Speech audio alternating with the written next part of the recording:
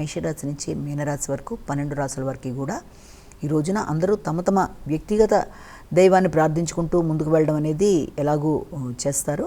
అది మాత్రమే కాకుండా ఇంకా అవకాశము, ఆసక్తి అంటే రెండు కూడా సమయం కూడా ఉన్నట్లయితే తప్పనిసరిగా ఈ రోజున మీరు చేసేది ఏంటంటే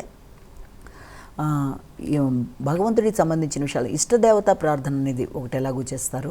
అలాగే దాంతోపాటుగా ఇంకా మీకు అవకాశం కనుక ఉన్నట్లయితే తప్పకుండా ఈ మనిషికి అన్ని విధాలుగా కూడా అంటే ఏ విషయంలోనైనా అనుకూలత అనేది ఏర్పడాలంటే మానసిక ప్రశాంతత అనేది చాలా ముఖ్యం. మానసిక ప్రశాంతతకి సంబంధించిన విషయాల్లో కూడా వీలైనంత వరకు ఈ రోజున శివుడికి సంబంధించి శివాలయ సందర్శన కానీ, శివుడికి సంబంధించిన నామాలు కానీ, లేకపోతే ఆయనకు సంబంధించిన మంత్రం కానీ ఏదైనా సరే శివుడికి సంబంధించింది ఏదైనా సరే చేసుకోవడం, లేకపోతే వినడం, అది కూడా కాకపోతే దేవాలయ సందర్శన, ఏది ఏమైనా ఏది చేసుకున్నా కూడా భక్తి దాని మీద డెడికేషన్తో మీరు చేసుకునేది ఏదైనా మంచి ఫలితాన్ని ఇస్తున్నది ఒకటి మనం గమనించుకోవాలి. ఎందుకంటే గోచార రీత్యా మనం చెప్పుకునే ఫలితాలన్నీ కూడా అది గోచార రీత్యా ఎదురవుతున్న సమస్యలకి చిన్న చిన్న పరిహారాల ద్వారా కానీ, లేకపోతే శ్లోకాల రీత్యా కానీ, లేకపోతే దేవాలయ సందర్శన రీత్యా కానీ, ఇష్టదేవత ప్రార్థనతో కానీ ఎలాంటి సమస్యనైనా ఆ యొక్క తాత్కాలికమైన ఆ చిన్న సమస్యను అధిగమించడానికి ఉపయోగపడుతుంది.